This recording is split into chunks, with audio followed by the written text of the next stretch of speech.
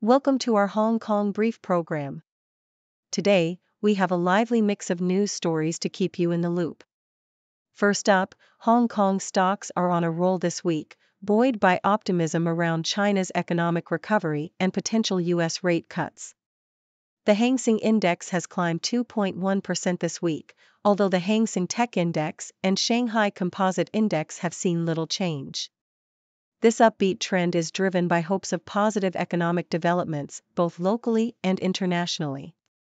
In other news, Hong Kong's Transport Department is taking steps to improve public transport by inviting private minibus operators to join a regulated fleet. This initiative aims to enhance service quality and support private operators who have struggled financially during the pandemic. Eligible drivers can convert to government-regulated minibuses without bidding for designated routes, ensuring a smoother transition. Lastly, Hong Kong authorities have swiftly responded to an article by Stephen Roach, a former chairman at Morgan Stanley Asia, who suggested that Hong Kong's economic recovery is heavily dependent on mainland China's fortunes. The government issued a detailed rebuttal, highlighting positive economic indicators and the city's recent rebound from economic contraction. Political analyst Lau Shukai has called for a more analytical approach in future responses to such criticisms. Please stay tuned for more detailed coverage. South China Morning Post. In a bid to improve public transport services, Hong Kong's Transport Department will invite operators of privately owned minibuses to join a regulated fleet by July. This initiative aims to transition red-top minibuses, which operate freely, into green roof ones that follow government-regulated routes and schedules. The plan comes as many private operators struggle with debt post-pandemic, with some exiting the industry entirely. Chung Hanhua, chairman of the Public Light Bus Owner and Driver Association, mentioned that 11 operators have already been invited for a trial switch, covering routes between Mong Kok and neighborhoods like Hung Hom and Aberdeen. The department's move aligns with its goal to bring more private operations under regulated service, ensuring better service quality and stability. Despite mixed reactions from drivers, who lament the loss of operational flexibility, the transition is seen as necessary to support the struggling industry. Chow Kwok Kung, chairman of the Taxi and Public Light Bus Association, highlighted the stiff competition minibuses face from regular buses and railways, suggesting the transition could be a lifeline for the sector. South China Morning Post. Hong Kong authorities swiftly responded to American economist Stephen Roach's negative economic outlook for the city, underscoring an urgent need to counter such pessimistic views. Roach's recent comments suggested that Hong Kong's economy would struggle without a turnaround in mainland China's fortunes. In response, city officials issued a detailed, data-rich statement emphasizing Hong Kong's economic resilience and growth potential. Experts like political analyst Lau Shukai noted that the strong reaction was necessary to challenge Western critics who predict long-term decline for Hong Kong and China. The government's response highlighted positive economic indicators, such as a rebound from economic contraction to 3.3% growth and the stock market's substantial market value. Roach, a senior fellow at Yale University, has shifted from being an optimist to a critic of China's economic prospects, arguing that the mainland's underperformance would hinder Hong Kong's recovery. Despite Roach's critique, experts like Billy Mak Sway Choi from Baptist University believe the government's factual response could still influence audiences outside the U.S., particularly in Southeast Asia. Japan Times. Two former UK judges, Lord Jonathan Sumption and Lord Lawrence Collins, have resigned from Hong Kong's top court as the city intensifies its national security crackdown. The resignations, driven by political reasons, mark a significant blow to the reputation of Hong Kong's judiciary.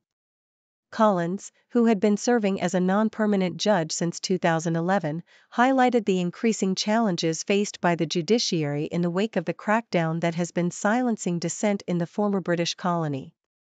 South China Morning Post. The Pinggu branch of Beijing's Public Security Bureau is actively recruiting 40 auxiliary police officers, but with stringent conditions, applicants who have lived outside mainland China, including Hong Kong and Macau, for more than 6 months, are ineligible. This reflects a wider trend in China's public sector, where time spent abroad is increasingly scrutinized amid the Communist Party's national security drive. The recruitment ad emphasizes loyalty, dedication, and hard work, offering a monthly salary of 4,600 yuan, $635 post-probation. The restrictions align with broader national security legislation and anti-espionage laws that have tightened over recent years, reflecting Beijing's heightened focus on internal security and control. South China Morning Post, City University of Hong Kong, CityU, plans to double its non-local undergraduate intake within 4 to 5 years, according to its president, Professor Freddie Bowie. The expansion follows a new policy that increases the non-local student quota to 40%, aiming to develop Hong Kong as an international education hub. Bowie stressed the importance of ensuring adequate facilities to accommodate the influx, warning against rushing the process.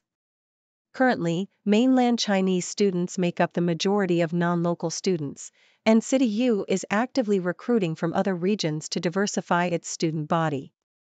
Bowie also highlighted the university's proactive approach in forming global partnerships and emphasized the significance of a healthy donation culture in supporting research and education. South China Morning Post, the debate around taxi reform in Hong Kong highlights the tension between idealistic regulatory changes and practical, effective solutions. Despite complaints about overcharging, refusal to cross the harbor, and rude drivers, Hong Kong taxis are a reliable and affordable mode of transportation. The proposed reforms, driven by groupthink and vested interests, risk undermining the current system without addressing the root issues, such as low driver wages. Most drivers earn less than 70 Hong Kong dollars an hour, and without better pay, the introduction of a premium taxi service could decimate the existing one.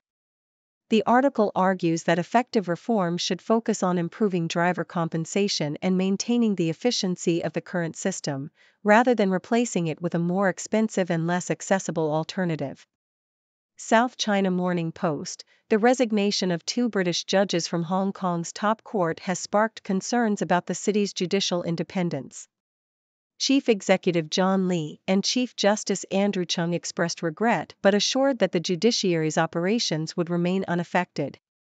Lee emphasized that Hong Kong's transition from chaos to order had not compromised the rights and freedoms of its citizens or the court's independence.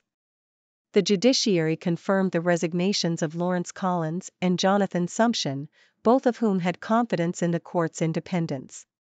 The Hong Kong Bar Association also expressed confidence in the judicial system's resilience.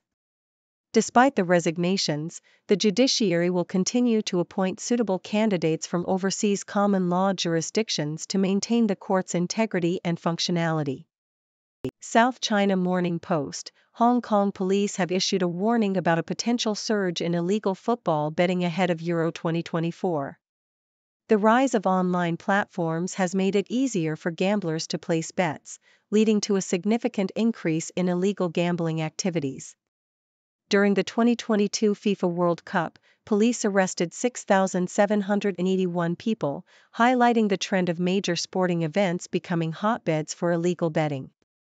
Former gamblers shared their stories, illustrating the devastating personal and financial consequences of addiction. One individual, X, described how gambling led to bankruptcy and strained family relationships. Another, Ivan, recounted how his addiction resulted in divorce and long-term emotional scars for his daughter. Police are conducting numerous investigations into illegal bookmaking activities, having already detained over 800 people and seized records detailing 3.6 billion Hong Kong dollars worth of bets from 2019 to 2023. South China Morning Post, decarbonizing the global economy by mid-century is crucial in the fight against climate change, which requires a major overhaul in the world's energy systems. Hydrogen has emerged as a viable long-term solution that can reduce emissions in the most carbon-intensive sectors, including power generation, transport, and heavy industry. green hydrogen, produced using renewable energy sources to split water into hydrogen and oxygen via electrolysis, is seen as a key player in this transition. Unlike gray hydrogen produced from natural gas, green hydrogen generates no carbon emissions. China, with its abundant renewable energy resources in the northern, northeast, and northwest regions, has significant potential in green hydrogen production. However, challenges such as the variability of renewable energy and the high costs of storage and transport need to be addressed. China has already embarked on several large-scale green hydrogen projects, like Sinopec's solar-powered plant in Xinjiang and China Huadian Group's project in Inner Mongolia, indicating a strong commitment to this clean energy source. Investors are increasingly interested in green hydrogen, viewing it as a mature decarbonization solution that can complement other renewable energy efforts. South China Morning Post: Hong Kong is stepping up the hunt for young football talent, as evidenced by the recent performances of debutants Timmy Ma Hei-wai and Anthony Pinto in a World Cup qualifying match against Iran. Despite a controversial penalty decision against them, which could not be reviewed due to the absence of VAR in World Cup qualifiers, the young players provided a glimmer of hope for the future. Ma, a 20-year-old winger, scored early in the match, while Pinto, just 18, netted shortly after being introduced in the second half. Interim head coach Wolfgang Lewisser praised their performances, highlighting the potential for these young talents to develop further. The match, although ending in a 4-2 defeat, showcased Hong Kong's progress and the promising future of its football scene. The absence of VAR, which is intended to ensure a level playing field across the competition, was a point of contention, but the coach remained proud of his team's resilience and adherence to their game plan. South China Morning Post: Joey Wong Cho-yi, one of the most iconic actresses of Hong Kong cinema in the 1980s and 90s, rose to fame with her role in the critically acclaimed film A Chinese Ghost Story, 1987. Born in Taipei in 1967, Wong initially pursued a career in basketball and modeling before being discovered by a film producer. Her move to Hong Kong marked the beginning of a successful acting career, with her breakthrough role in A Chinese Ghost Story where she played a beautiful ghost. The film, produced by Sui Hark and directed by Ching Shu-tung, became a cult classic across Asia and established Wong as a prominent figure in the industry. She continued to star in various supernatural and fantasy films, including sequels to A Chinese Ghost Story and other notable works like Green Snake, 1993, and City Hunter, 1993. Despite her success, Wong retired from the entertainment industry in 1994, making only brief returns for specific projects. She now lives a private life in Canada, away from the public eye, but remains a beloved figure in Hong Kong's pop culture history. Al Jazeera: USA have created a seismic moment in cricket history by defeating Pakistan in their T20 World Cup 2024 match in Dallas. This victory, secured in a super over after the scores were tied in the regulation 20 overs, has sent ripples through the cricketing world, suggesting that cricket might finally gain a foothold in the baseball-dominated USA. The USA team, composed of players from cricketing nations like India, Pakistan, and the West Indies, outperformed Pakistan, a former champion, despite their lower ranking and less developed cricket infrastructure. This match is now considered one of the top 5 biggest upsets in T20 World Cup history, alongside other shocking victories like the Netherlands' win over England at Lord's, Nepal's triumph over Afghanistan, Namibia's defeat of Sri Lanka, and Afghanistan's stunning victory against the West Indies in 2016. South China Morning Post: For many affluent middle-class Chinese, 2024 represents a crucial year for emigration, as they perceive it as potentially the last opportunity to take advantage of relatively accessible immigration routes to developed countries. Dr. Thomas Shen, a deputy chief physician in Shenzhen, is one of the many who are now urgently seeking to secure permanent residency abroad, considering options like the US EB-1A professional visa or Greece's investment program. The urgency stems from anticipated tightening of immigration policies in many favored destinations, coupled with the declining value of property in China, which has historically been a cornerstone of wealth for these families. This year, European countries like Malta, Greece, and Portugal are expected to see a surge in applications from Chinese families, driven by the impending closure of investment residency programs. Meanwhile, programs in the US, such as the EB-1A and NIW visas, are also seeing a spike in interest due to expected stricter scrutiny and policy changes in the near future. Associated Press: the recent death of a 59-year-old man in Mexico from the H5N2 strain of bird flu has highlighted the complexities and concerns surrounding different types of avian influenza. This case, reported by the World Health Organization, marks the first time H5N2 has been seen in a human, although it has been prevalent in Mexican poultry for years. In contrast, the H5N1 strain has been causing significant outbreaks in poultry and other animals in the US and globally, leading to millions of birds being culled and a few mild human cases reported among farm workers. The H and N designations in flu virus names refer to specific proteins on the virus surface, with H5N1 historically being more lethal than H5N2. Despite the rarity of human infections with H5N2, the case in Mexico raises concerns about potential human-to-human transmission, although experts urge caution in drawing conclusions without more evidence.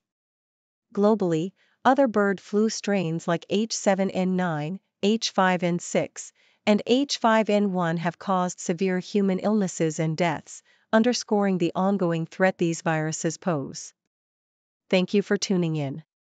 The content above showcases the latest briefing reports and analytical synopses, thoughtfully curated by the 6Do team.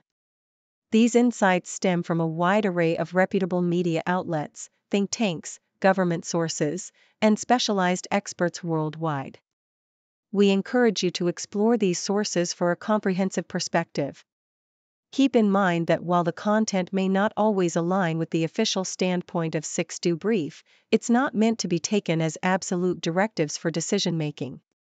Comprising seasoned media professionals, learned scholars, and accomplished scientists, the 6Do team embodies a trailblazing, fully independent media entity.